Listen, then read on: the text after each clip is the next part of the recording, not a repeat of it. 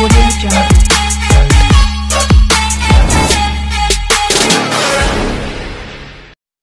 Hello students, सभी को नमस्ते।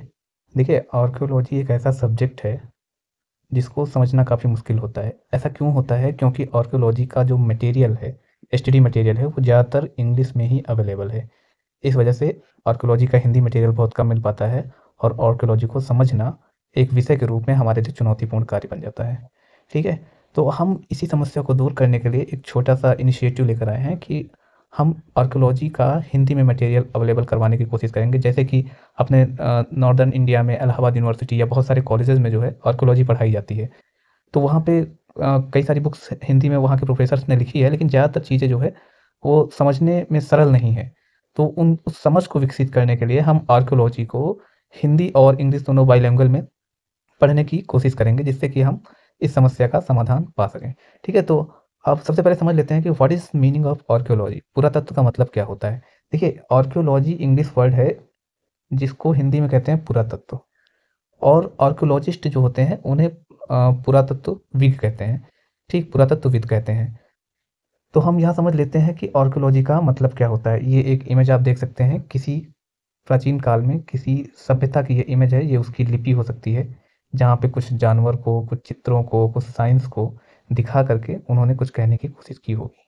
ठीक है, अब इसको हम समझ लेते हैं कि archaeology is the act of examining and interpreting human history through it's physical remains and material culture. कहने का मतलब ये है कि आर्कियोलॉजी जो विषय है, इसमें जो है, जो प्राचीन मानव है या मानव का जो इतिहास है, ठीक, उसका जो फिजिकल रिमेन्स मतलब भौतिक अवशेष हैं, या फिर वहाँ से जो विभिन्न स्तरों से, विभिन्न बेड से जो मटेरियल कल्चर निकला है, जो कि बहुत सारे पदार्थ निकले हैं, जैसे कि पॉट्स हो गए, और उनके द्वारा टूल्स यूज जो किए जाते हैं वो हो गए। ठीक है, जिसको मृदभांड वगैरह कहते हैं, उपकरण वगैरह जो कहते हैं। तो इनको अध्ययन करके, और इंटरप्रेटिंग का मतलब होता है कि एक ऐसी लैंग्वेज को समझने की कोशिश करना जिसका ज्ञान हमें मतलब हमें समझ में ना आ रही हो, लेकिन उसको समझने की हमको कोशिश करना है, या थोड़ा सा अनुमान लगाना है। ठीक, एग्जामिन करने का मतलब है कि हम उसको शोध करते हैं उस पे। तो इस प्रकार से हम जो प्राचीन रिमेन्स हैं, या जो पुराना मटेरियल निकलता है खुदाई में, उसको हम समझने की कोशिश करते हैं कि प्राचीन मानव जीवन कैसा रहा होगा। A good archaeology definition is to is that tools, houses, cities, foods, clothing and even human remains are carefully studies to learn more about human of the first. कहने का मतलब ये है कि जो ह्यूमन टूल्स थे, ह्यूमन हाउसेस थे, human cities थे, ये एंशियंट टाइम की बात कर रहा है, जब से ह्यूमन सिविलाइजेशन की शुरुआत होती है। मनुष्य, बंदर या कपी जो होते थे, उनसे निकल के, और फिर उसने अपना इतना बड़ा इवोल्यूशन दिखाया। ठीक, तो इन सब चीज़ों पे जो भी बदलाव आते गए, उन्होंने क्या क्या खाने में बदलाव किया, अपने पहनने के तरीक़ों में क्या बदलाव किया। ठीक है, इन सब चीज़ों के बारे में जब हम पढ़ते हैं, तो वो कहाँ पढ़ते हैं? हम आर्कियोलॉजी में भी पढ़ते हैं, और कई सारे सब्जेक्ट्स का भी ये कुछ पार्ट हो सकता है, लेकिन बेसिकली हम आर्कियोलॉजी में पूरा अच्छे तरीके से पढ़ते हैं। पुरातत्व मानव इतिहास की जांच और व्याख्या करने का कार्य है, जो उसके भौतिक अवशेषों और भौतिक संस्कृति के माध्यम से किया जाता है। वही इसका हिंदी रूपांतरण है। ठीक है, आप यहाँ पे इन भाई साहब को देख सकते हैं। ऐसे बहुत सारे मानव कंकाल जो है वो खुदाई में हमें प्राप्त होते हैं, जिनका पुरातत्वविदों द्वारा या आर्कियोलॉजिस्ट द्वारा अच्छे से अध्ययन किया जाता है। सिर्फ मानव कंकाल ही नहीं, सिर्फ मानव कंकाल ही नहीं, जानवरों के भी कंकाल हमें मिलते हैं। ठीक है, जिनका अध्ययन किया जाता है। आई होप कि आपको समझ में आ रहा होगा। तो यह सभी पुरातात्विक अवशेष हैं। इसके अलावा कई सारे मृदभांड वगैरह भी मिलते हैं। ठीक, और कई सारे टूल्स वगैरह मिलते हैं, जो कि पत्थर के हो सकते हैं आपको, और धातु के टूल्स हो सकते हैं, तो जिनका उपयोग करके मानव आज 21वीं शताब्दी तक पहुंच पाया है, या हज़ारों वर्षों की जो उसने तपस्या दिखाई है। ठीक, इन्हीं के बारे में हम आर्कियोलॉजी में पढ़ते हैं। तो बहुत साधारण सी बात है। अगर संक्षेप में कहें तो आर्कियोलॉजी का मतलब होता है कि प्राचीन मानव का जो इतिहास है, उसके बारे में हम अध्ययन जो करते हैं, वो आर्कियोलॉजी में ही अध्ययन करते हैं। एक और इम्पॉर्टेंट बात यह है कि आर्कियोलॉजी में ज़्यादातर जो अवशेष हैं वो भौतिक अवशेष हैं। ठीक है, भौतिक मतलब कि पुरातात्विक अवशेष, पुरातात्विक। इन पुरातात्विक अवशेषों का ही बचना संभव था, क्योंकि ये 1-2 साल या 10 साल या 100 साल के इतिहास की बात नहीं कर रहे हैं हम करोड़ों साल, लाखों साल पहले की इतिहास की बात कर रहे हैं। तो ऐसी स्थिति में सिर्फ और सिर्फ पत्थर के औजार या धातुओं के औजार या हड्डी और सींग के अवशेष ही बचे हुए हैं, जिनकी मदद से हम उस प्राचीन समाज का चित्रण करने की कोशिश करते हैं, जो कि आर्कियोलॉजी में पढ़ा जाता है। आई होप आपको समझ में आया होगा। Thank you so much. Hello students, सभी को गुड इवनिंग और सभी को हैप्पी न्यू ईयर।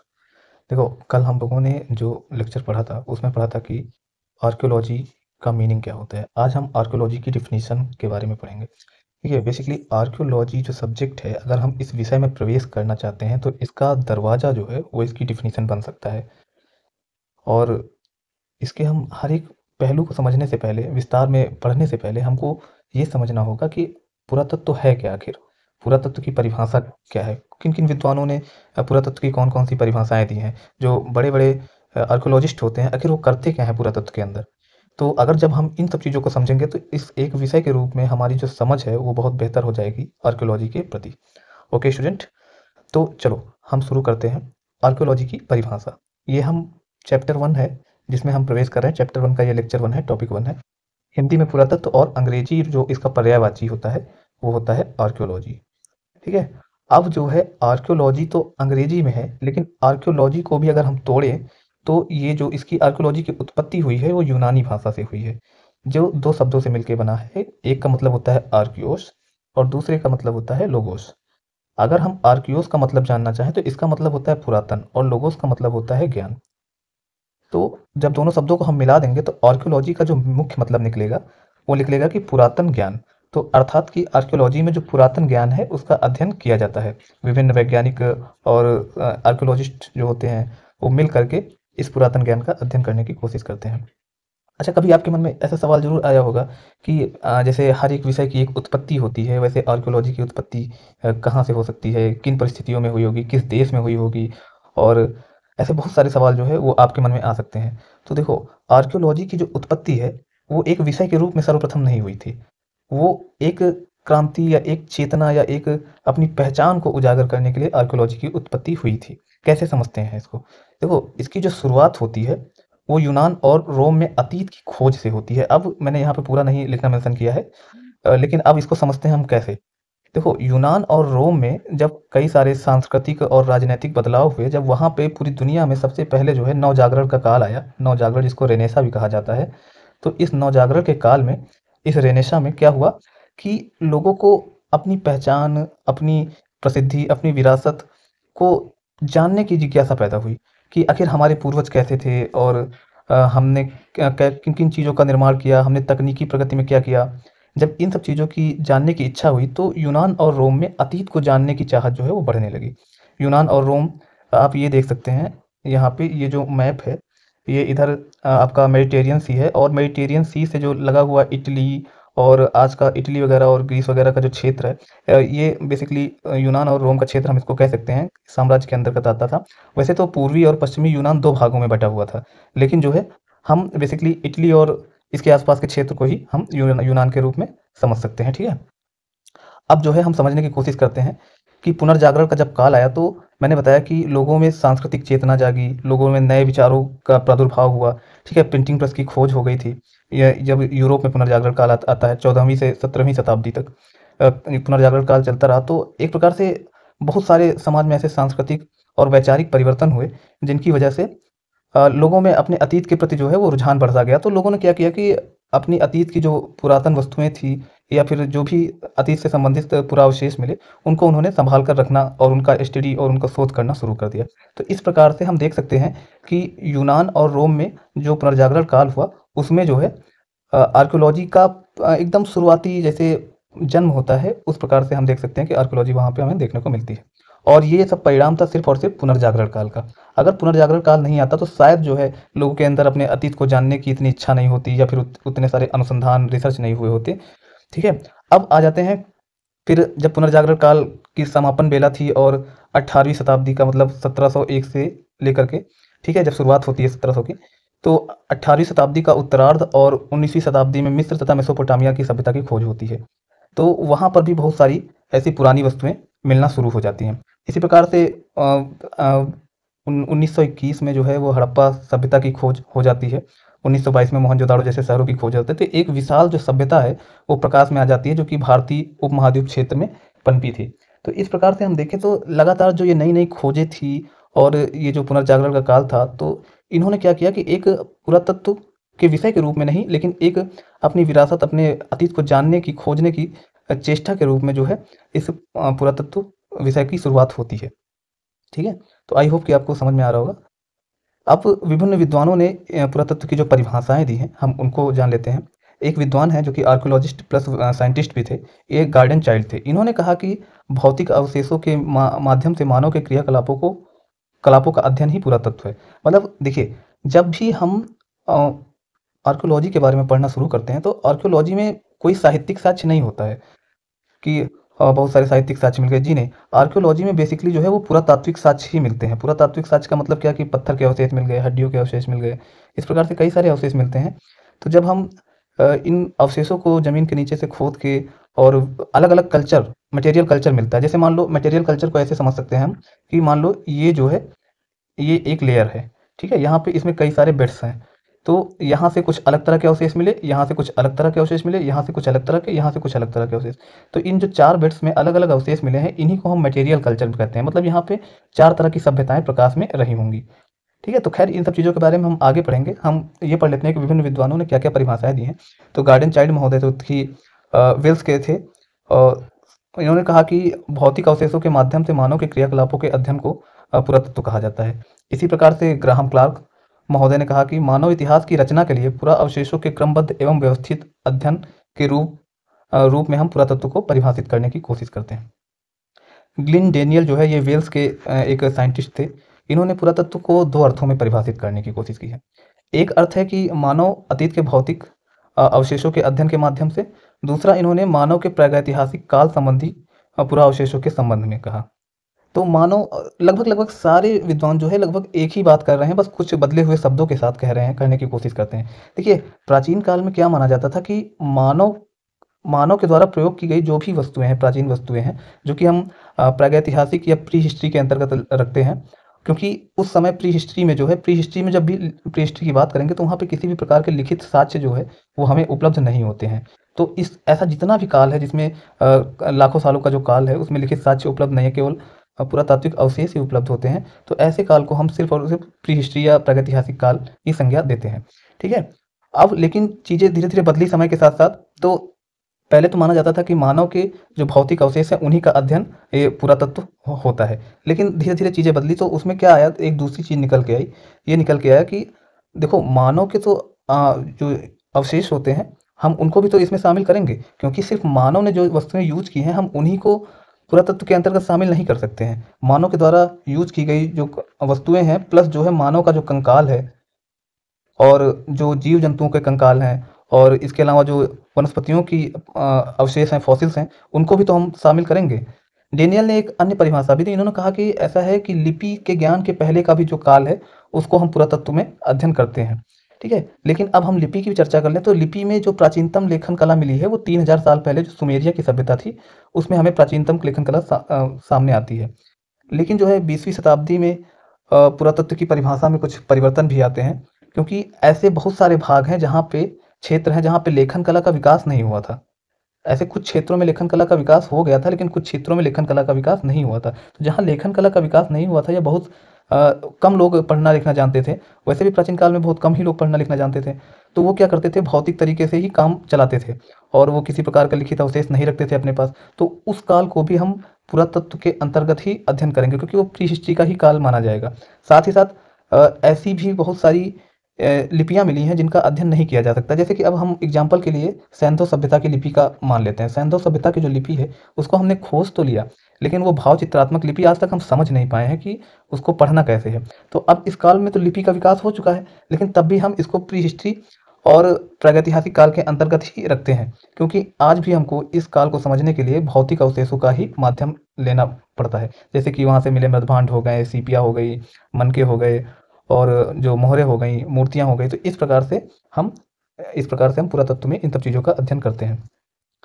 20वीं शताब्दी में थोड़ा-सा पुरातत्व की परिभाषा में परिवर्तन आया, कि ऐसा है, जो प्राचीन वस्तुएँ हैं, मानव ने उनका उपयोग किया है, सिर्फ़ हम उन्हीं को शामिल नहीं करेंगे। उसके अलावा उस समय का जो क्लाइमेट हो गया, और उस समय जो है जो वहाँ से पूरा अवशेष मिले हैं, जीवाश्म मिले हैं, जानवरों के मिले हैं, वनस्पतियों के मिले हैं, तो हम उनका भी अध्ययन धीरे-धीरे इसमें शामिल करेंगे। अगर हम ऊपर के पूरे आख्यान को विवेचना की गई है, उसका अगर हम निष्कर्ष निकालें, तो पुरातत्व से क्या तात्पर्य हो सकता है? अगर हम इसकी एक डिफाइन परिभाषा, एक निश्चित परिभाषा, वैसे तो कोई भी परिभाषा पूर्णतः निश्चित नहीं होती है, लेकिन तब भी हम मान लेते हैं कि अपने ग्रेजुएशन या पीजी लेवल पे हम एक परिभाषा इसकी बनाने की कोशिश करें, तो हम वो परिभाषा ये बनाना चाहेंगे कि पुरातत्व एक ऐसा विषय है जिसमें निश्चित ऐतिहासिक कालक्रम और पारिस्थितिकी के परिप्रेक्ष्य में एक सुनिश्चित देशकाल के संदर्भ में भौतिक पुरावशेषों के आधार पर मानव के सांस्कृतिक आचरण का अध्ययन करता है। अब हम इस परिभाषा को समझ लेते हैं। देखिए, सबसे पहले तो पूरा अवशेष जो है 20वीं शताब्दी में या 21वीं शताब्दी में आज एक स्वतंत्र विषय का रूप ले चुका है, जिसकी शुरुआत जो है पुनर्जागरण और पुरानी वस्तुएं इकट्ठा करने से, अपनी सभ्यता को जानने से हुई थी, वो आज एक स्वतंत्र विषय के रूप में पढ़ाया जाने लगा है। अब इसमें क्या होता है, एक निश्चित ऐतिहासिक कालक्रम होता है। जैसे मैंने आपको बताया कि मान लो यहाँ पे ये ए नाम की एक साइट है। अब ए नाम की एक साइट पे खुदाई हुई, तो हमें क्या देखने को मिलता है कि ये बेड 1 हो गया, ये बेड 2 हो गया, ये बेड 3 हो गया। अब इन बेड्स में जो सबसे नीचे वाला होगा वो सबसे प्राचीन होगा और जो सबसे ऊपर वाला बेड होगा वो सबसे नवीन होगा। तो मतलब जब नीचे वाले अवशेषों की हम शोध करेंगे, उनका अनुसंधान करेंगे, तो हमें पाएंगे कि बेड 1 और बेड 2 काफ़ी डिफरेंट होते हैं। तो यही एक निश्चित ऐतिहासिक कालक्रम होता है। ठीक है। पारिस्थितिकी का मतलब होता है कि उस समय के मनुष्य ने अपने पर्यावरण से या अपनी ज्योग्राफी से किस प्रकार से रिएक्ट किया और उसने क्या क्या अपने अंदर चेंजेस लाए, जैसे कि हिमयुग आया, फिर गर्म जलवायु आई। ठीक है। तो वैसे वैसे मानव के शरीर में, मानव के क्रियाकलापों में, मानव के आवास में भी परिवर्तन आते गए। तो निश्चित ऐतिहासिक कालक्रम एवं पारिस्थितिकी के परिप्रेक्ष्य में एक सुनिश्चित देशकाल का मतलब होता है कि यहाँ पे एक प्लेस की बात की जा रही है। ठीक है। और संदर्भ में भौतिक पुरावशेषों के आधार पर मानव के सांस्कृतिक आचरण का अध्ययन करता है। तो यहाँ पे देशकाल प्लस टाइम, इन दोनों के संदर्भ में जो भी ऐतिहासिक कालक्रम है और जो कि पारिस्थितिकी मैंने बताया, से जो प्राप्त भौतिक पुरावशेष होते हैं, उसके आधार पर मानव का जो सांस्कृतिक आचरण है, मानव का जो समाज है, जो लाखों करोड़ों सालों की ये विकास की जो प्रक्रिया है, उसको हम अध्ययन करते हैं। तो इस प्रकार से हमने उपरोक्त विवेचन में सीखा कि पुरातत्व का शाब्दिक अर्थ क्या होता है, पुरातत्व शब्द की व्युत्पत्ति कैसे हुई आर्कियोलॉजी शब्द की, और उसके बाद इसकी शुरुआत कहाँ से होती है, और इस प्रकार से हमने सीखा कि क्या क्या चीज़ें बदलाव आए। ठीक। और लास्ट में हमने सीखा कि जो बड़े बड़े पुरातत्वविद हैं उन्होंने इनकी क्या परिभाषा दी है। तो आप किसी एक परिभाषा को याद कर सकते हैं। और अंतिम में हमने सीखा कि पुरातत्व की जो अंतिम परिभाषा है, वैसे अंतिम तो नहीं कह सकते हैं क्योंकि चीज़ें बदलती रहती हैं, लेकिन हम अपने कॉलेज लेवल पे पढ़ने के लिए इस परिभाषा को हम अपने याद कर सकते हैं और उसका प्रयोग कर सकते हैं। ओके, तो थैंक यू सो मच। कैसा लगा कमेंट करके बताइए।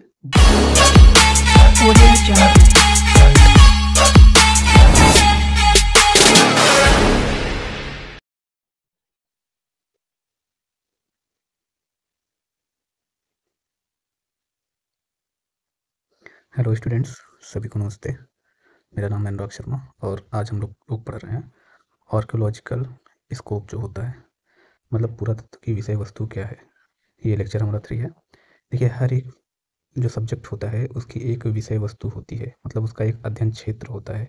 उस प्रकार से हम आर्कियोलॉजी के भी अध्ययन क्षेत्र के बारे में आज पढ़ेंगे। ये हमारा लेक्चर 3 है। हिंदी में पुरातत्व और अंग्रेजी में आर्कियोलॉजी, ये सब पहले हम लोग पढ़ चुके हैं लेक्चर 1 और 2 में। अब हम देखते हैं कि जो पुरातत्व या प्रागैतिहासिक वर्ड है, ठीक है, इसका जो प्रयोग होता है वो 1833 के आसपास हमको देखने को मिलता है। 1833 का मतलब होता है कि ये 19वीं शताब्दी के आसपास 19वीं शताब्दी में हमको ये देखने को मिलता है कि पुरातत्व और प्रागैतिहासिक शब्दों का प्रयोग होने लगा। देखिए, पुरातत्व में जो अध्ययन किया जाता है वो लिपि के काल तक का अध्ययन किया जाता है। लिपि के काल तक का अध्ययन मतलब कि जब लिपि का आविष्कार हुआ उसके पहले का जितना भी इतिहास है उसको हम पुरातत्व में अध्ययन करते हैं और उसी इतिहास को हम प्रागैतिहासिक इतिहास की संज्ञा देते हैं। अब हमारे सामने प्रश्न आता है कि क्या पुरातत्व एक स्वतंत्र विषय है या नहीं है।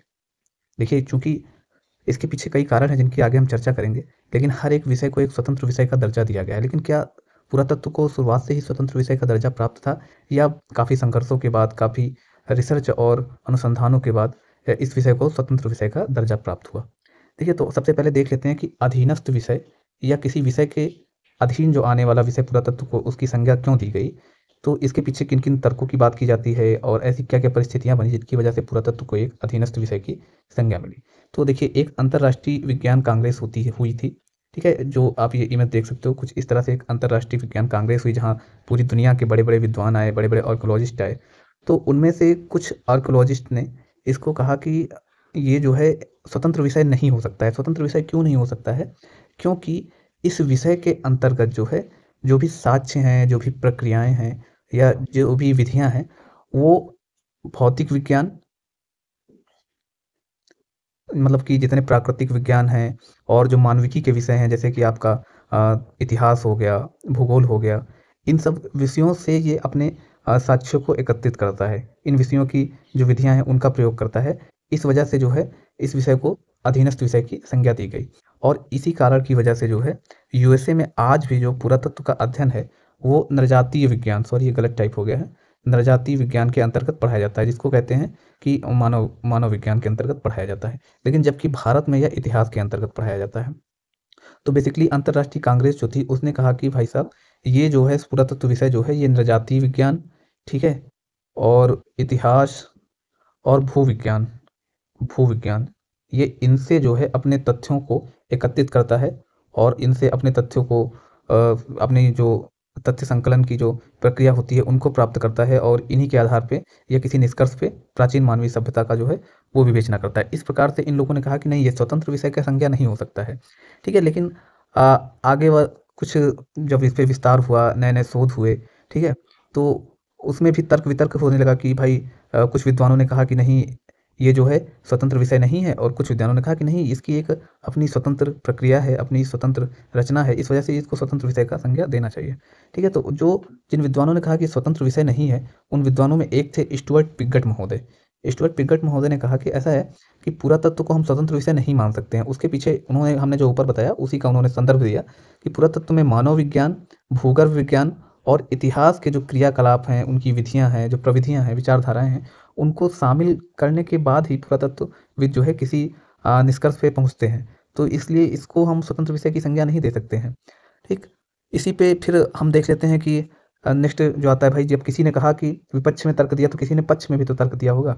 तो हम पक्ष के तर्कों का अध्ययन कर लेते हैं। इसमें जो सबसे प्रसिद्ध नाम आता है जिन्होंने स्वतंत्र विषय की संज्ञा दिलाने में बहुत मदद की है, उनका नाम है सर मार्टिमर ह्यूलर, ठीक है। ये आर्कियोलॉजिस्ट थे और वैज्ञानिक भी थे। तो इन्होंने पुरातत्व को कहा कि ऐसा है, पुरातत्व प्रधानतः तथ्यों की खोज करने वाला विषय है।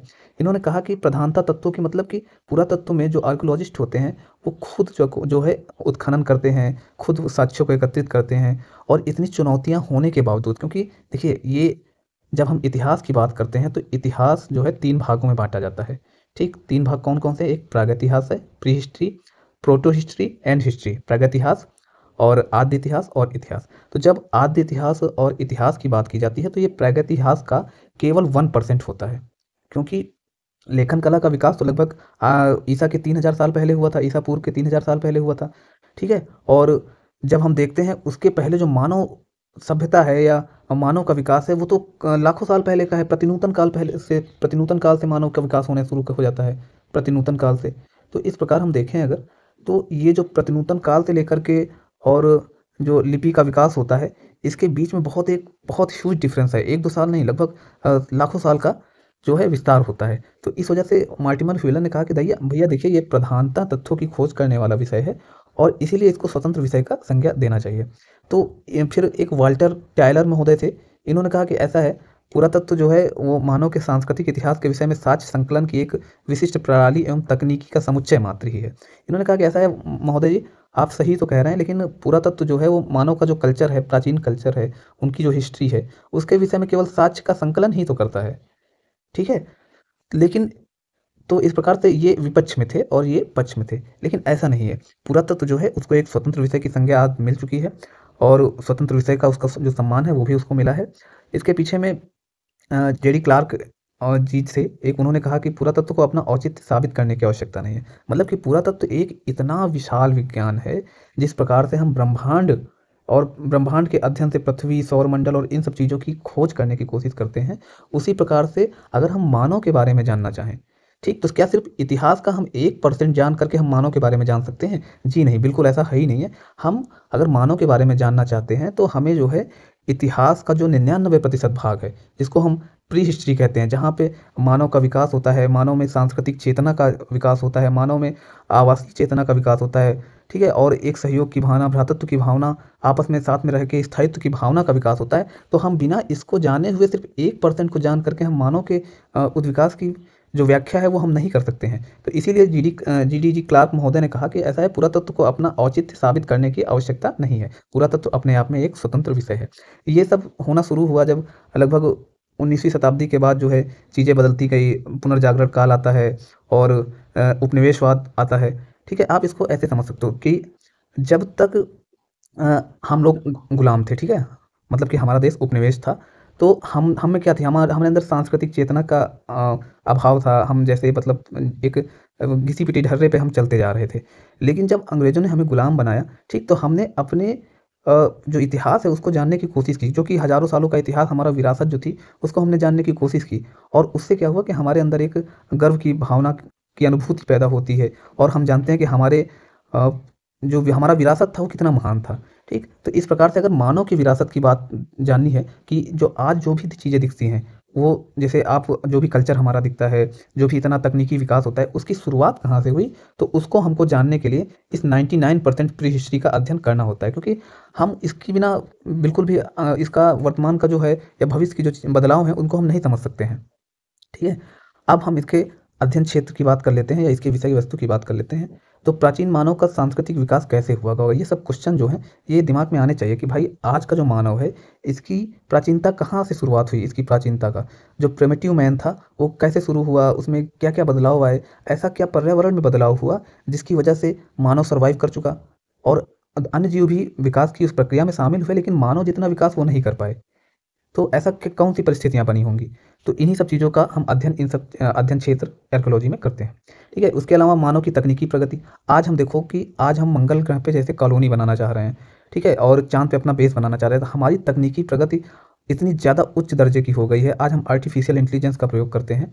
तो ये सब तकनीकी प्रगति आज हम हासिल कर रहे हैं, आज हमारे लिए बहुत सामान्य बात हो गई है। लेकिन सोचो, जब मानव में मस्तिष्क कैपेसिटी बहुत कम थी, मानव में कोई भी सांस्कृतिक चेतना नहीं थी, कोई लिपि का विकास नहीं हुआ था, वो बोलना नहीं जानता था, गुफ़ाओं में रहता था और शिकार और खाद्य संग्राहक का जीवन जीता था, कंदमूल खाता था, जंगलों में रहता था। तब उसने ऐसा क्या किया होगा कि उसने अपने आप को इतना ज़्यादा तकनीकी रूप से डेवलप कर लिया और आज उसका परिणाम हम देख सकते हैं। तो हम तकनीकी प्रगति की भी बात करते हैं जब हम आर्कियोलॉजी के अध्ययन क्षेत्र की बात करते हैं, ठीक है? और मानव एक सामाजिक प्राणी कैसे बना? चूँकि हमारा विकास जो है, वो वानरों से होता है, मतलब जिसको हम प्राइमेट कहते हैं, प्राइमेट से कपी निकलते हैं, ऑस्ट्रेलोपिथेकस वगैरह निकलते हैं, ठीक? तो अगर एक मानव इतने ज़्यादा बर्बर स्वभाव में अपनी प्राचीन ज़िंदगी को जीता था, आज हम एक सामाजिक प्राणी बन गए हैं। तो ये इस सामाजिक प्राणी बनने के पीछे क्या-क्या कारण थे और इस सामाजिक चेतना का हमारे अंदर कैसे विकास हुआ, इसको हम कैसे पढ़ते हैं? तो इसको हम आर्कियोलॉजी में ही पढ़ते हैं, ठीक है? इसके अलावा प्राचीन मानव से आधुनिक मानव तक की शारीरिक संरचना का विकास कैसे हुआ? देखिए, पहले के जो आप आदि मानव के चित्र देखेंगे, जब मानव विकास का हम क्रम पढ़ते हैं, तो उसमें ऑस्ट्रेलोपिथेकस आता है और होमो इरेक्टस आता है, होमो हैबिलिस आते हैं, निएंडरथल आते हैं, होमो सैपियंस, ऐसे कई सारे मानव की प्रजातियाँ हमको देखने को मिलती हैं। तो मानव में ऐसे कौन-कौन से शारीरिक परिवर्तन हुए, ऐसी कौन-कौन से हमारी बॉडी में, हमारी जो एनाटॉमी है, उसमें ऐसे कौन-कौन से परिवर्तन हुए कि हमने इतने पर्यावरण उथल-पुथल के बाद भी जो है हमने मतलब उस सर्वाइव कर लिया, हमने अपने अपने आप को उस ज्योग्राफी के अनुसार अनुकूल कर लिया। तो उस शारीरिक संरचना का अध्ययन भी हम आर्कियोलॉजी में करते हैं।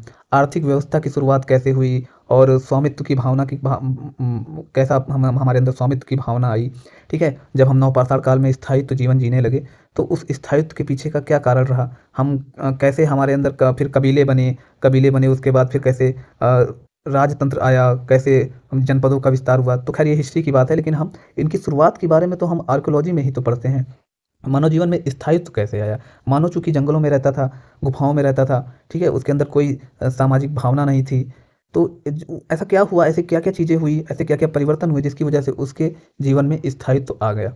और मैंने ऊपर बताया कि भाई बहुत सारे आइस एज आए, उसके बाद इंटर आइस एज आए, हिमयुग आए और अंतर हिमयुग आए। तो उसमें पर्यावरण में बहुत बदलाव होते थे। ठीक है, कभी टेम्परेचर बहुत हाई हो जाता था, कभी टेम्परेचर बहुत लो हो जाता था, जो आइस लाइन थी वो नीचे की तरफ खिसक आती थी जब टेम्परेचर बहुत लो होता था। तो ऐसी परिस्थितियों में मनुष्य के अंदर उन पर्यावरणीय कंडीशंस की वजह से क्या-क्या बदलाव हुए कि मानव ने स्वयं को उस पर्यावरण के अनुकूल कर लिया। ठीक है, और सबसे इम्पोर्टेंट बात आज देखते हैं कि हमारे आराध्य हैं, सभी धर्मों में अलग-अलग आराध्य होते हैं, लोगों के कुल देवता होते हैं, हम कई सारे देवी देवताओं की पूजा करते हैं। ठीक, तो इस धार्मिकता का जो आधार है, इस धार्मिकता का जन्म जो है वो कैसे हुआ? तो इसके बारे में भी हम अध्ययन करते हैं आर्कियोलॉजी में। धार्मिकता का अध्ययन क्या, कि शुरुआत में जो है मानव प्राकृतिक जो गतिविधियाँ होती थी, वातावरण में जो चेंजेस होते थे, उनसे डरता था। जैसे बारिश हो गया, बिजली का कड़कना हो गया, और इन सब चीज़ों से जब वो डरता था, तो उसने क्या है कि इन्हीं की चीज़ों की पूजा करना शुरू कर दिया। बाद में हम कई सारी हड्डियों पे और माता देवियों की मूर्तियाँ देखते हैं। ठीक है? तो इस प्रकार से हम हड़प्पा सभ्यता में भी ऐसे बहुत सारे चित्र देखते हैं जो कि धार्मिकता का प्रतीक हैं। तो इस प्रकार से हम इन सब चीज़ों के बारे में इस आर्कियोलॉजी के अध्ययन क्षेत्र में इसका अध्ययन करते हैं। आपने देखा होगा केव पेंटिंग्स में बहुत सारे लाइनर पेंटिंग्स हैं, ऐसे ये तीर व धनुष लेके यहाँ जानवर का शिकार करते हुए। ठीक है? तो ये सब चीज़ें जो है हम अध्ययन करते हैं कि मानव ऐसी बर्बर दशा से कैसे स्थायित्व जीवन में आया, कैसे सभ्य बना, इन सब चीज़ों की हम इसमें अध्ययन करते हैं। ठीक है? तो आई होप कि आपको ये समझ में आया होगा। अगर हम इसको संक्षेप में कहें तो मानव का सामाजिक, आर्थिक, राजनैतिक जैसी कोई चीज़ ही नहीं थी उस समय। सामाजिक, आर्थिक और धार्मिक, ठीक है? ये और सांस्कृतिक। तो इन सब चीज़ों का जो ये सभी क्षेत्र हैं, इसका हम प्राचीन मानव का इन सब क्षेत्रों में कैसे समावेशन होता है और कैसे चीज़ों में बदलाव होता है, उनका अध्ययन जो है हम आर्कियोलॉजी में करते हैं। तो इस प्रकार से आपको ये चीज़ें समझ में आई होंगी, आई होप, कि एक स्वतंत्र विषय के रूप में इसको कैसे मान्यता मिली। और फिर जो है हम देखते हैं कि जब प्राचीन काल में केवल जो है इसको साक्ष्य संकलन का विषय माना जाता था, केवल साक्ष्य संकलन का विषय माना जाता था आर्कियोलॉजी को। लेकिन धीरे-धीरे नए शोध और अनुसंधान, सब मार्टिमल व्हीलर जैसे विद्वानों की वजह से आर्कियोलॉजी को एक स्वतंत्र विषय का दर्जा प्राप्त होता है। आई होप आपको समझ में आया होगा। अगर आपको अच्छा लगता है तो आप वीडियोस देख सकते हैं। Okay, thank you so much. Hello students, welcome to your own channel. Today's lecture 4 and topic is archaeology relation to other disciplines. पुरातत्व का अन्य विषयों से क्या संबंध है। देखिए, बहुत ज़रूरी है कि जब भी हम किसी भी सब्जेक्ट को पढ़ते हैं तो उसका अदर डिसिप्लिन से क्या रिलेशन होता है। ये रिलेशन जब हमारी समझ में आने लगता है तो हमारे अंदर डेवलप होता है क्रिटिकल थिंकिंग का लेवल। और आज के संदर्भ में किसी भी विषय को बहुत अच्छे से समझने के लिए हमारे अंदर क्रिटिकल थिंकिंग का लेवल डेवलपमेंट होना बहुत ज़रूरी है, ताकि हम डायनामिकली सोच सकें। ओके, तो चलिए शुरू करते हैं। क्यों पढ़ने की आवश्यकता है हमको, कि पुरातत्व जो है, आर्कियोलॉजी है, उसको अदर डिसिप्लिन से पढ़ने की आवश्यकता क्यों है। तो इसका मेन कारण है कि आर्कियोलॉजी में सबसे इम्पॉर्टेंट चीज़ क्या होती है, वो होता है आर्टिफैक्ट जो होते हैं या जो साक्ष्य होते हैं, उनका संकलन करना। और उनका संकलन करने के लिए हमें क्या करना पड़ता है, हमको खुदाई करनी पड़ती है, एक्सकवेशन करने पड़ते हैं, जिसकी वजह से हमको दूसरी डिसिप्लिन जो होती हैं उनसे भी हमको रिलेशनशिप, उनका नॉलेज रखना पड़ता है, उनसे रिलेशनशिप इस्टेब्लिश करनी पड़ती है, ताकि जो भी निकाले गए साक्ष्य हैं या फिर हम जहाँ पे भी साक्ष्य निकालने की कोशिश कर रहे हैं, उन स्थानों का चयन और उनकी व्याख्या, जो साक्ष्य निकले हैं उनकी व्याख्या अच्छे से की जा सके। आप ये इवोल्यूशन का चार्ट देख सकते हैं। पुरानी प्रिमिटिव मैन था, वो जंगलों में निवास करता था, और आज हम ऑफिस बॉय बन चुके हैं। चलिए, अब पुरातत्व का विभिन्न विषयों से क्या संबंध है। तो इसमें हम बेसिकली इन विषयों को दो भागों में डिवाइड करते हैं। एक होता है नेचुरल साइंसेस एंड सेकंड होता है सोशल साइंसेस। तो नेचुरल साइंसेस में जो सब्जेक्ट आते हैं उनमें भूतत्व विज्ञान, भौतिक विज्ञान, रसायन विज्ञान, वनस्पति विज्ञान और प्राणी विज्ञान आता है। ये बहुत ही कंफ्यूजिंग टॉपिक है, आप इसको अच्छे से पढ़ेंगे तभी आपके अंदर एक क्रिटिकल थिंकिंग किसी भी सब्जेक्ट को लेकर के डेवलप होगी। मानविकी के विषयों में आता है, सोशल साइंस के विषयों में नृतत्व विज्ञान, समाजशास्त्र, नृतत्व विज्ञान को मानव विज्ञान भी कहते हैं, भूगोल, कला, इतिहास और आदि अन्य सब्जेक्ट। ठीक है, तो जब हम इन सब्जेक्ट्स को आर्कियोलॉजी से रिलेट करते हैं, तभी हम जो पुरातत्व से, खुदाई से जो आर्टिफैक्ट्स निकलते हैं, जो कि साक्ष्य निकलते हैं, उनका एक बेहतर व्याख्या हम कर सकते हैं। तो आज हम सबसे पहले पढ़ेंगे कि आर्कियोलॉजी का जियोलॉजी से क्या रिलेशन है और जियोलॉजी किस लिए इम्पोर्टेंट है, ताकि हम आर्कियोलॉजी को बेहतर बना सकें। ठीक है, तो देखिए, जियोलॉजी को समझने से पहले हम जियोलॉजी का अर्थ समझ लेते हैं। जियोलॉजी है क्या।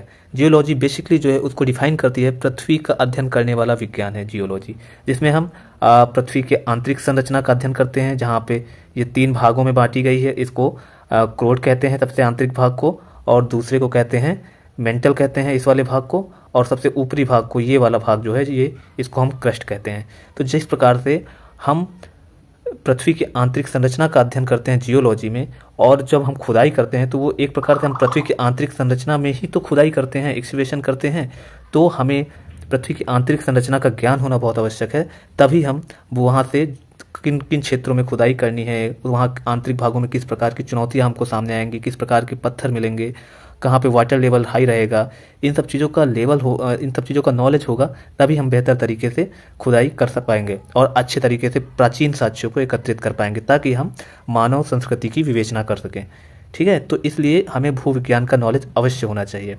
अब पुरातत्व ने एक भूविज्ञान से सिद्धांत लिया है, उस सिद्धांत को कहते हैं पुरातत्व का स्तरीकरण का नियम। ये नियम जो लिया गया है, ये कहाँ से लिया गया है? भूविज्ञान से, लॉ ऑफ स्ट्रैटिग्राफी।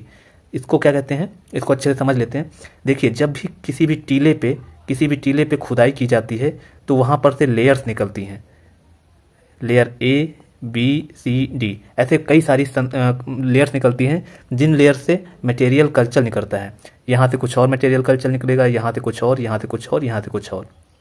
ओके, तो अब हम इस डायग्राम की मदद से इसको समझने की कोशिश करते हैं।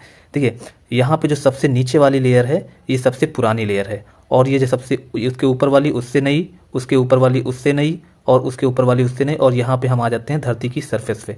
तो यही है स्तरीकरण का नियम। जब भी हम खुदाई करते हैं तो हम ऊपर से नीचे की तरफ करते हैं और इन लेयर्स को हम डिवाइड करते हैं। इसके बारे में हम आगे विस्तार से पढ़ेंगे। अब जब आप इस लेयर्स में खुदाई करते हैं, पुरातत्वविद इन लेयर्स में खुदाई करते हैं, तो यहाँ पे अलग अलग लेयर्स में अलग अलग काल के आर्टिफैक्ट मिलते हैं, साक्ष्य मिलते हैं। देखिए, जैसे ये हैंडेक्स है, जो आप ये हैंडेक्स देख रहे हैं, ये हैंडेक्स जो है, जब हम इसको कालक्रम के दृष्टिकोण में या कालक्रम के समय काल में रखेंगे तो ये हैंडेक्स जो है सबसे पुरानी होगी, और उसके बाद ये पत्थर का टुकड़ा, और उसके बाद ये सारे आर्टिफैक्ट्स। तो मतलब सबसे पुराना निचला, जितना भी निचला स्तर होगा वो सबसे पुराना होगा, और जो भी लेयर जो है, जो भी टेरेस जो है, जो ऊपर की तरफ होंगे वो सबसे नवीन होंगे। तो यही है स्तरीकरण का नियम। इसको भूतत्व विज्ञान में समझा जाता है, जिसकी वजह से पुरातत्व में हमको समझने में मदद मिलती है। दूसरा रिलेशन क्या है? दूसरा रिलेशन है कि औजार और हथियार बनाने में जिन पत्थरों का प्रयोग हुआ और जिन स्थानों से मिले, उनकी जानकारी के लिए हमें भूतत्व विज्ञान की जानकारी होना आवश्यक है। आप अब इसको देख सकते हैं, यहाँ पे कई प्रकार के जो स्टोन्स दिखाई दे रहे हैं। इनमें से पत्थर बनाने के लिए उन्होंने क्वार्टजाइट का प्रयोग किया,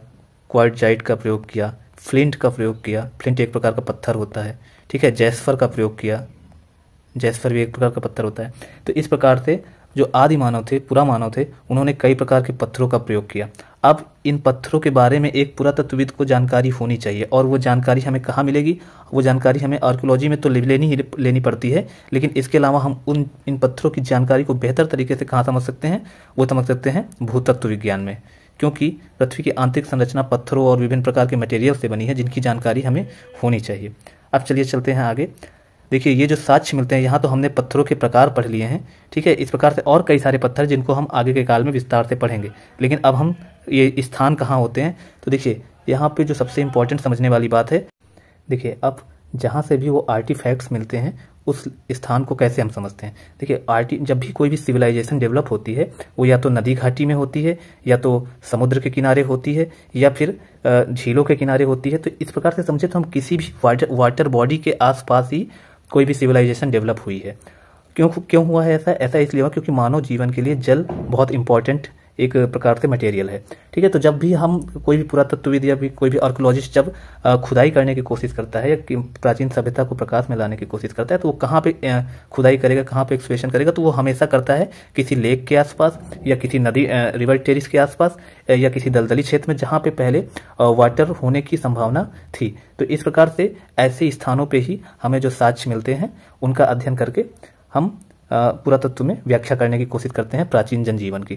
लेकिन अब यहाँ पे जियोलॉजी का क्या रिलेशन है, तो देखिए ये जो नदी टेरिस होती है और ये जो लेक्स होती हैं, जब हम इनको जियोलॉजी में भी अध्ययन करते हैं, और जियोलॉजी में इनको विस्तार से अध्ययन किया जाता है, क्योंकि ये पृथ्वी की ही तो संरचनाएं हैं, और जो भी साक्ष्य मिलते हैं इन संरचनाओं के आसपास ही तो मिलते हैं। तो इसे बेहतर बनाने के लिए, इन साक्ष्यों की समझ को बेहतर करने के लिए हम इन प्लेसेस का जियोलॉजी में अध्ययन करते हैं। और उसके अलावा जियोलॉजी को जो जियोलॉजी को जो पुराने साक्ष्य मिलते हैं उनसे कनेक्ट करके एक बेहतर व्याख्या करने की कोशिश करते हैं। तो आई होप आपको समझ में आ रहा होगा।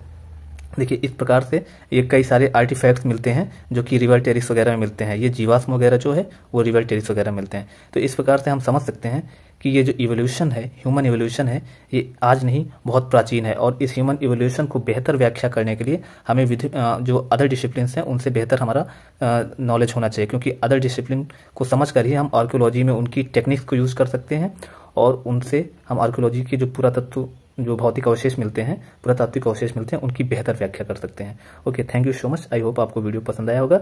अगर आप दूसरे वीडियो से देखना चाहते हैं तो वहीं पे प्लेलिस्ट है, वहाँ पे आप जाके देख सकते हैं। Thank you so much. Hello students, welcome to your own channel. मैं अनुराग शर्मा आपका बहुत बहुत स्वागत करता हूँ। आर्कियोलॉजी और भौतिकी में क्या संबंध होता है, इसके पहले पिछले वाले लेक्चर में हमने आर्कियोलॉजी और जियोलॉजी में क्या संबंध होता है और जियोलॉजी किस प्रकार से आर्कियोलॉजी को हेल्प करती है अपने साक्ष्य के बारे में जानकारी एकत्रित करने में। अब हम पढ़ेंगे भौतिकी किस प्रकार से आर्कियोलॉजी को मजबूत बनाने में मदद करती है। आर्कियोलॉजी और भौतिकी दोनों का उद्देश्य जो होता है वो प्राचीन सभ्यताओं और उनके अवशेषों को समझना है। लेकिन जहां एक प्रकार आर्कियोलॉजी जो है वो अवशेषों को एकत्रित करती है और उन पर शोध करती है, तो वहीं पे जो भौतिकी होती है वो भौतिकी उन अवशेषों के वैज्ञानिक अध्ययन को मजबूत बनाती है। वैज्ञानिक अध्ययन को मजबूत बनाती है भौतिकी। कैसे मजबूत बनाती है इसके बारे में हम आगे पढ़ेंगे। भौतिकी के सिद्धांत आर्कियोलॉजिकल अनुसंधान में सहायक होते हैं, जैसे कि वस्तुओं की उम्र निर्धारित करना, संरचनाओं की स्थिरता को समझना, पुरानी तकनीकों के बारे में जानना। चलिए शुरू। अब ऐसी चीजें तो हो गई जिनके अंदर कार्बन की उपलब्धता होती है, तो उनका जो विश्लेषण करते हैं, उनकी जो एज निकालते हैं वो C14 टेक्निक से निकालते हैं, जो कि भौतिकी की एक टेक्निक है। अब दूसरी होती है टेक्निक जिनमें कार्बन की मात्रा नहीं उपलब्ध होती है, तो उनको क्या कहते हैं, थर्मोल्यूमिनेसेंस डेटिंग। इस डेटिंग में क्या होता है कि जो प्राचीन आर्टिफैक्ट्स होते हैं और जैसे पत्थर हो गया या फिर मिट्टी के अवशेष हो गए, तो उनमें क्या होता था कि उनको कभी न कभी जला के या किसी भी प्रकार से बनाया गया था। ठीक है, अब जो होता है तो उसके अंदर कुछ पार्टिकल रह जाते हैं आपके, तो जब उनको गर्म किया जाता है तो वहां से प्रकाश उत्पन्न होता है या ल्यूमिनेसेंस उत्पन्न होता है, जिसकी माप करके हम यह उनकी आयु को निर्धारित करते हैं। देखिए अभी आप जो है बहुत इसको डीप में समझने की कोशिश मत करिए, ये शुरुआत है। तो आप इतना जानिए कि एक थर्मोल्यूमिनेसेंस डेटिंग टेक्निक होती है जिसका उपयोग करके आर्टिफैक्ट्स जो साक्ष्य होते हैं उनकी उम्र निर्धारित की जाती है। अब सेकंड है सामग्री का विश्लेषण, मटेरियल एनालिसिस। तो इसमें एक टेक्निक होती है भौतिकी की स्पेक्ट्रोस्कोपी। इसमें क्या होता है कि यह जो स्पेक्ट्रोस्कोपी है इसकी मदद से हम पदार्थों की संरचना और रासायनिक गुणों का विश्लेषण करते हैं, जैसे कि अल्ट्रावायलेट, इंफ्रारेड, रेडियो तरंगों का उपयोग करके पुरानी सामग्री का हम विश्लेषण करते हैं कि वो सामग्री किस प्रकार की है।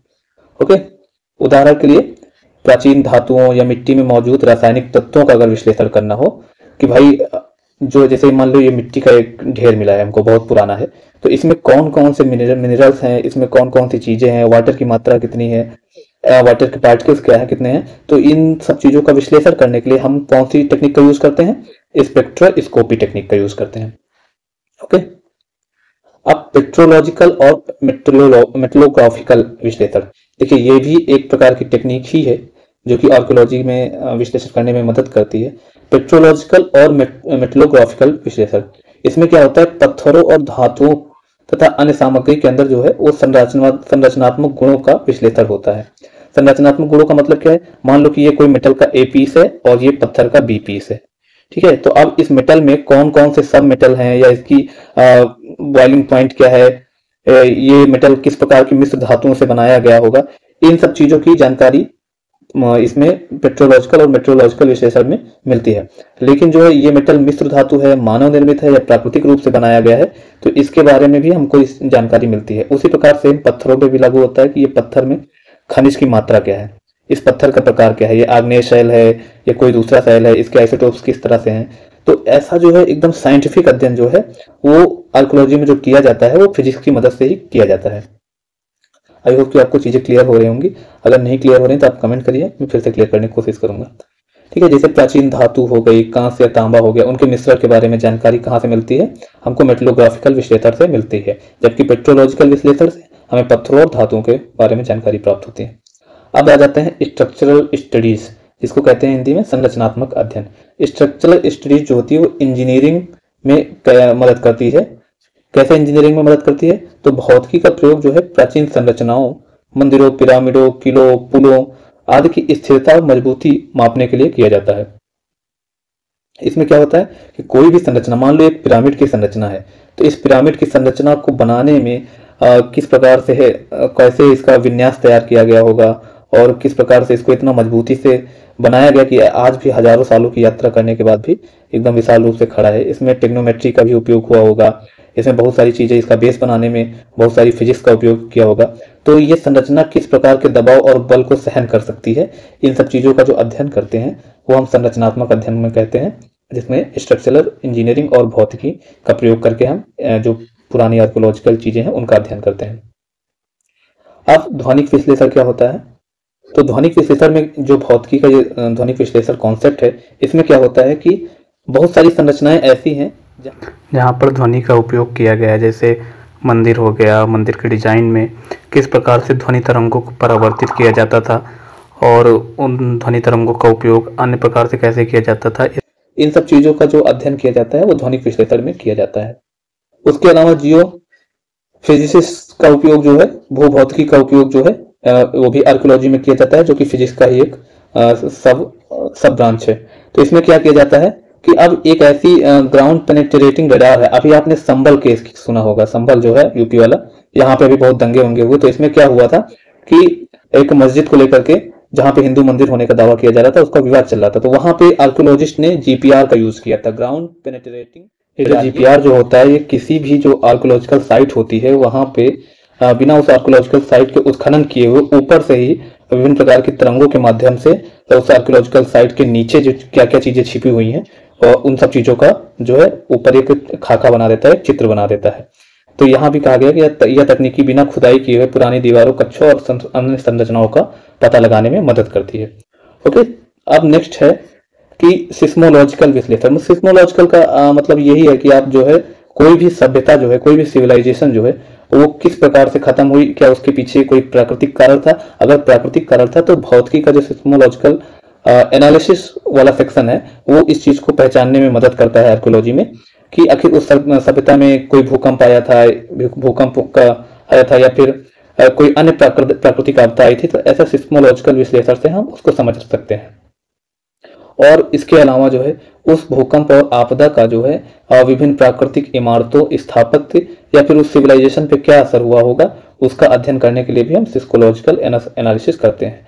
तो अगर लास्ट में हम अपना निष्कर्ष निकालने की कोशिश करें तो आर्कियोलॉजी और भौतिकी के बीच में, दोनों के बीच में गहरा संबंध होता है। आर्कियोलॉजी जहाँ पुरानी सभ्यताओं, पुराने साक्ष्यों का अध्ययन करती है, वहीं उस अध्ययन को मजबूत बनाने के लिए, सहायता देने के लिए एक पूरक सब्जेक्ट के रूप में भौतिकी का प्रयोग किया जाता है। आर्कियोलॉजी साक्ष्यों को एकत्रित करती है और भौतिकी उन साक्ष्यों के विश्लेषण अध्ययन को समझने में मदद करती है।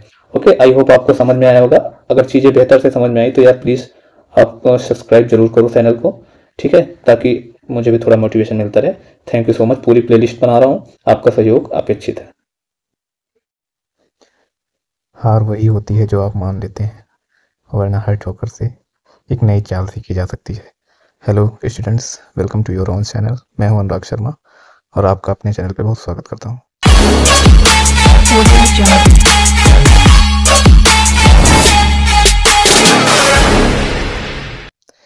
पिछले वीडियोस में हमने जो पढ़ा था कि पुरातत्व में जो प्राचीन साक्ष्य वगैरह मिलते हैं तो उनको किस प्रकार से भौतिक विज्ञान मदद करता है बेहतर विश्लेषण में।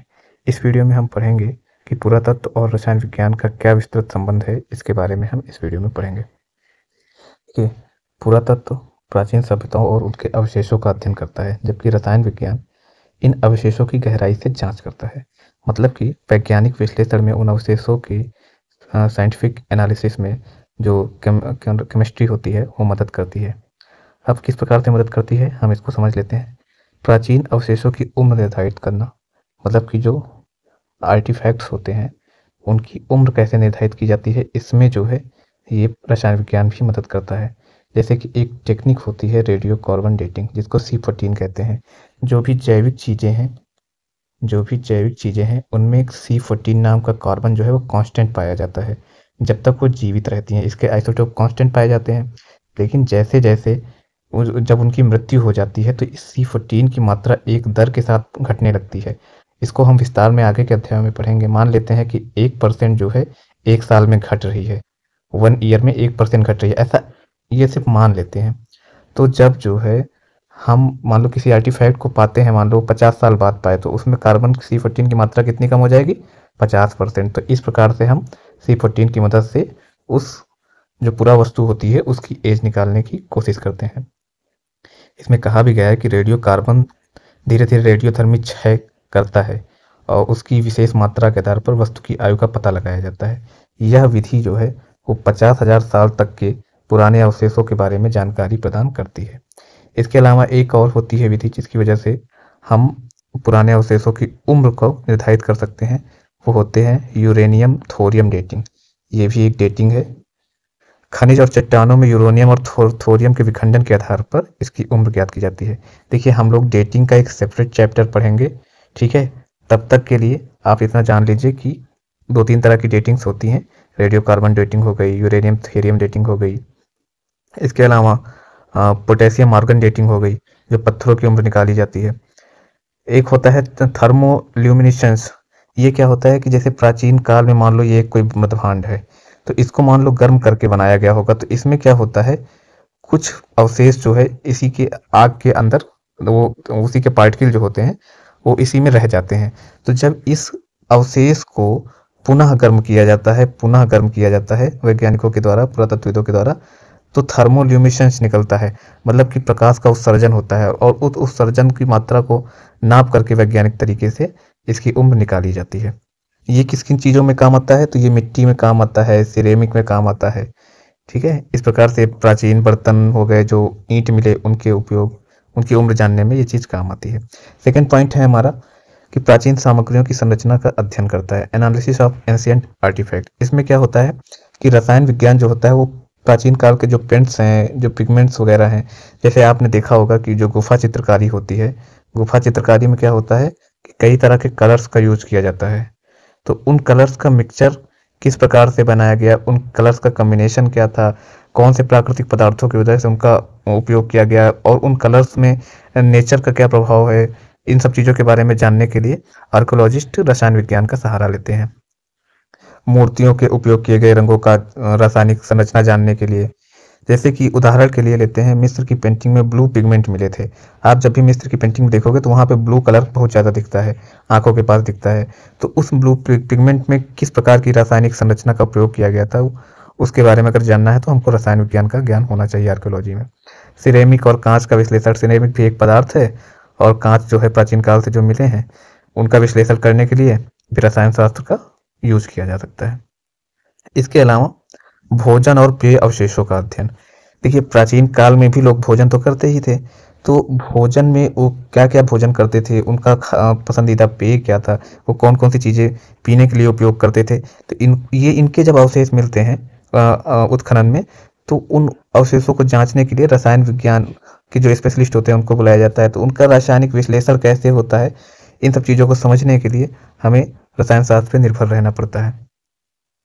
इसके अलावा जो है औजारों पर मिले जो कार्बनिक अवशेष है उनके अध्ययन के लिए, प्राचीन जो शराब मिली है, जो सोमरस वगैरह होते हैं उनके अध्ययन के लिए, जो मतलब जितना भी प्रकार का मिश्रण मिलता है, जैसे पेय पदार्थ हो गया या फिर किसी भी औद्योगिक उपयोग के लिए जो भी चीज़ें प्रयोग में लाई जाती थी, तो उनका अध्ययन करने के लिए हम रसायन विज्ञान में आर्कियोलॉजी पर निर्भर रहते हैं।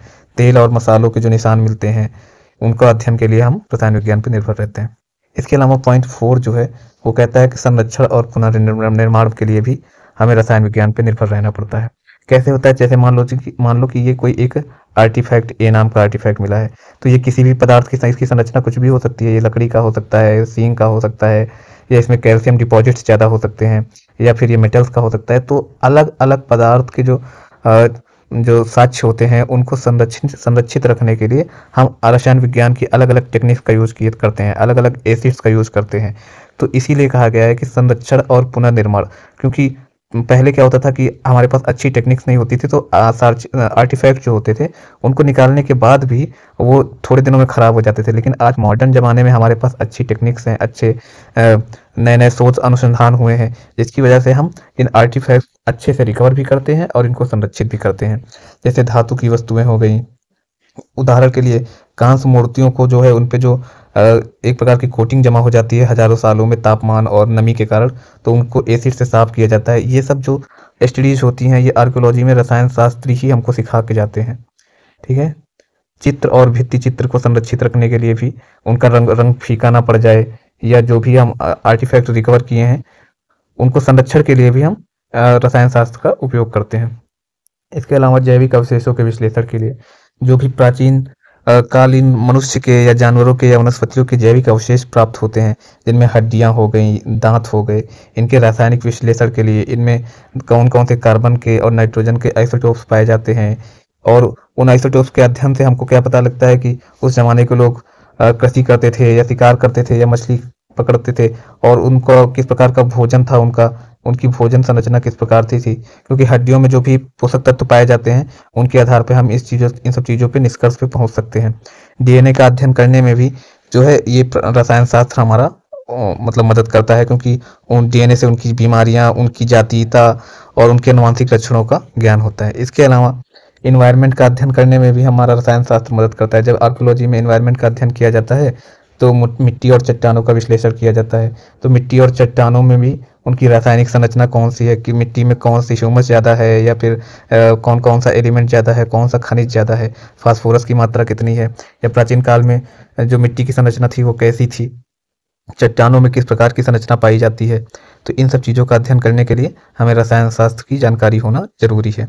उसके अलावा परागकण, पोलन एनालिसिस, हालांकि ये जीव विज्ञान का है, लेकिन इसमें भी पोलन एनालिसिस में बहुत सारे केमिकल्स वगैरह का यूज किया जाता है, जिसकी वजह से हम ये जान पाते हैं कि उस समय की वनस्पति का प्रकार कैसा था।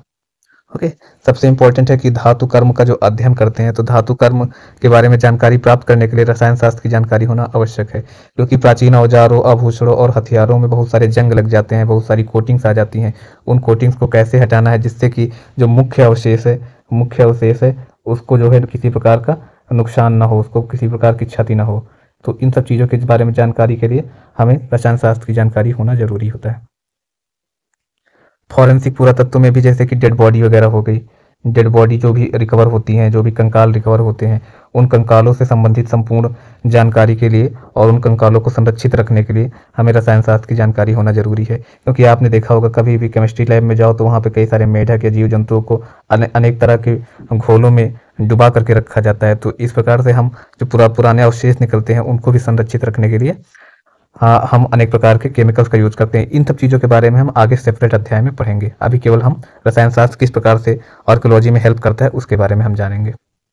इसके अलावा ये थोड़ा सा फिजिक्स का भी पार्ट है कि स्पेक्ट्रोस्कोपी वगैरह हो गई, ये चुंबकीय विकिरण पे काम करता है, और चुंबकीय विकिरण को जब किसी वस्तु से गुजारा जाता है तो वो उसके बारे में, उसकी संरचना के बारे में जानकारी देती है। क्रोमैटोग्राफी क्या होती है? क्रोमैटोग्राफी भी जो है ये बर्तनों और अवशेषों से मिलित कार्बनिक पदार्थों को अलग अलग घटकों में विभाजित करने के लिए। क्रोमैटोग्राफी में मान लो क्या होता है कि जैसे कोई विलयन है, एक जो है घोल है, तो इसमें से किसी विलयन को अलग करना हो तो उसको क्रोमैटोग्राफी कहते हैं।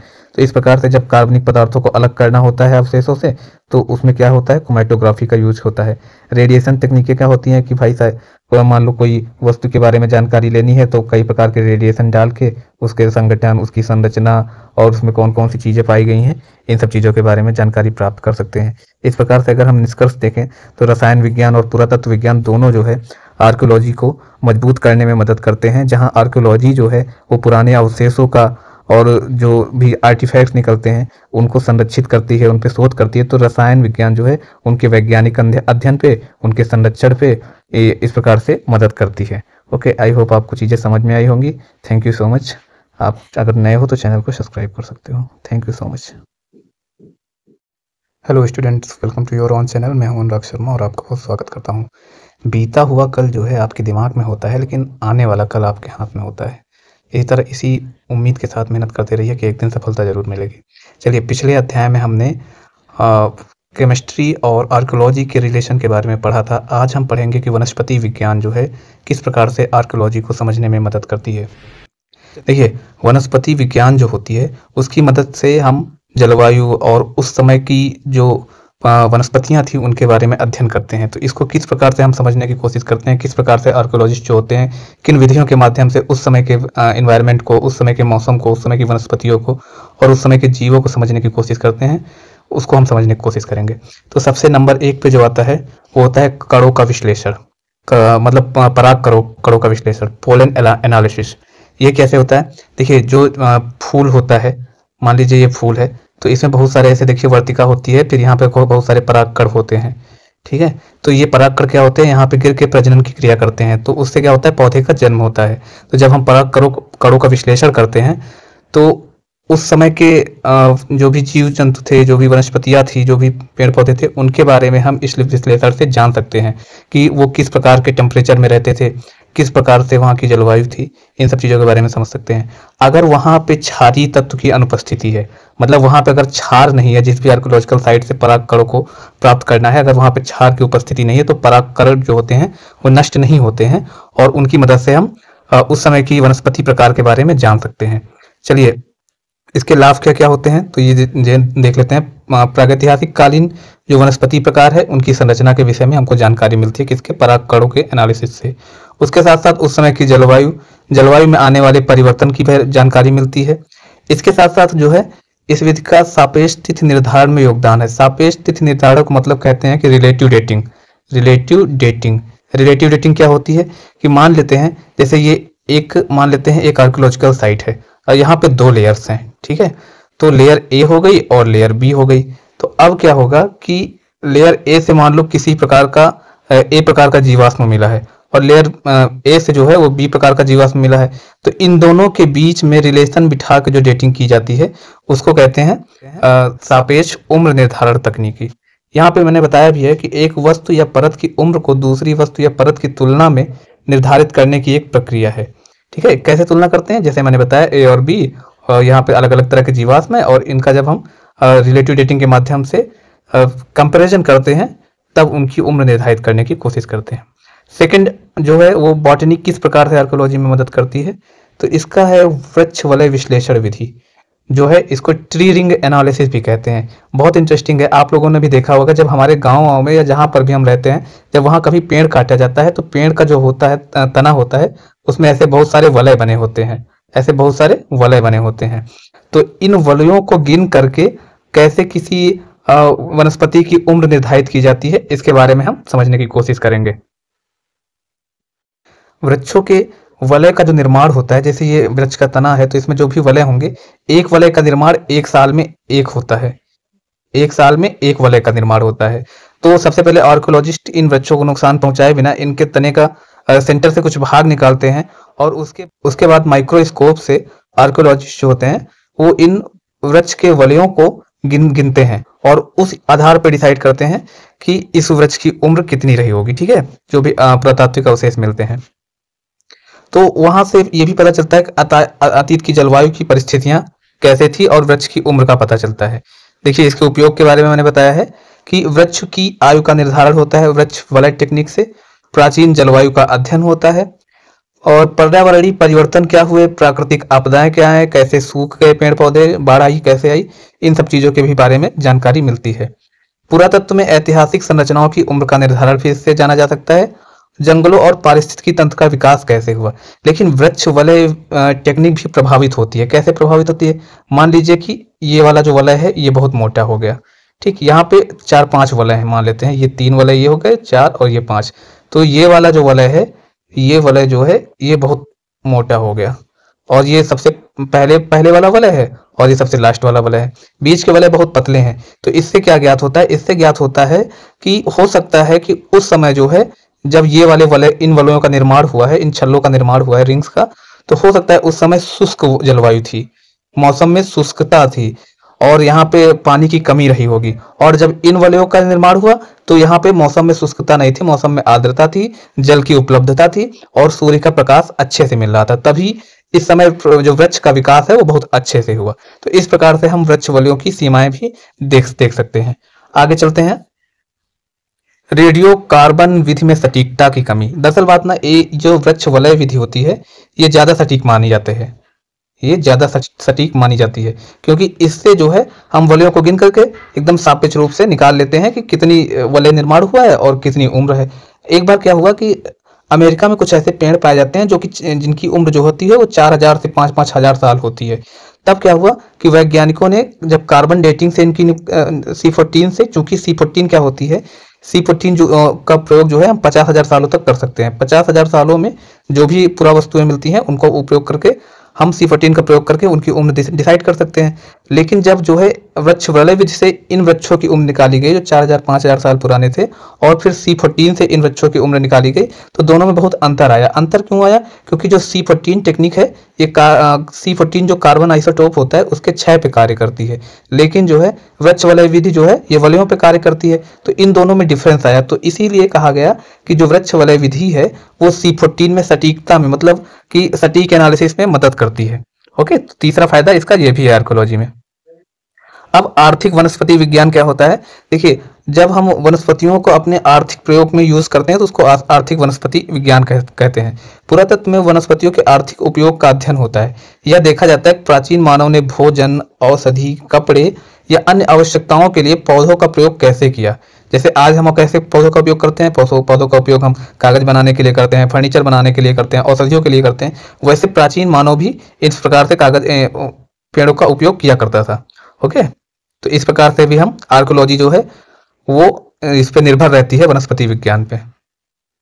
खाद्य आदतों का अध्ययन, इसके साथ साथ हम फसलों का भी, जब आगे हम नवपाषाण काल में आते हैं तो हम फसलों का भी, कि किस प्रकार की फसलें उगाई जाती थी, ये सब वनस्पति विज्ञान के अध्ययन की मदद से ही समझ सकते हैं। खाद्य आदतों का अध्ययन की मतलब जो प्राचीन मानव थे, जीव जंतु थे, किस प्रकार के खाद्यान्नों का उपयोग करते थे, जिसकी वजह से हम ये भी समझ सकते हैं कि किस प्रकार से वनस्पति विज्ञान जो है वो आर्कोलॉजी में मदद करती है। इसके अलावा जो 6 पॉइंट है वो है सांस्कृतिक महत्व और अनुष्ठान। देखिए, पौधों का सांस्कृतिक और धार्मिक महत्व भी पुरातात्विक अध्ययनों से पता चलता है। सांस्कृतिक और धार्मिक महत्व कहाँ सबसे बढ़िया देखने को मिलता है हमको? सबसे अच्छा तो हमको हमारी इंडस वैली सिविलाइजेशन में देखता है, जिसको सैंधव और सरस्वती सभ्यता की संज्ञा दी गई है। तो इस प्रकार से जब पौधों का अध्ययन करते हैं, जो पौधों के साक्ष्य मिलते हैं, तो उनसे हम उस समय की प्राचीन मान्यताओं, उस समय की धार्मिक मान्यताओं को भी जानने की कोशिश करते हैं। जैसे कि एग्जाम्पल दिया गया, तुलसी और पीपल जैसे पौधों का प्राचीन धार्मिक ग्रंथों में उल्लेख मिलता है। ओके, तो थैंक्स फॉर वॉचिंग फ्रेंड्स। अगर आप नए हैं तो सब्सक्राइब कर सकते हैं, मैं पूरी प्लेलिस्ट बना रहा हूँ और आपका योगदान जो है वो मेरे लिए बहुत मोटिवेशन का काम करेगा। Thank you so much. I hope आपको समझ में आ रही होंगी चीज़ें।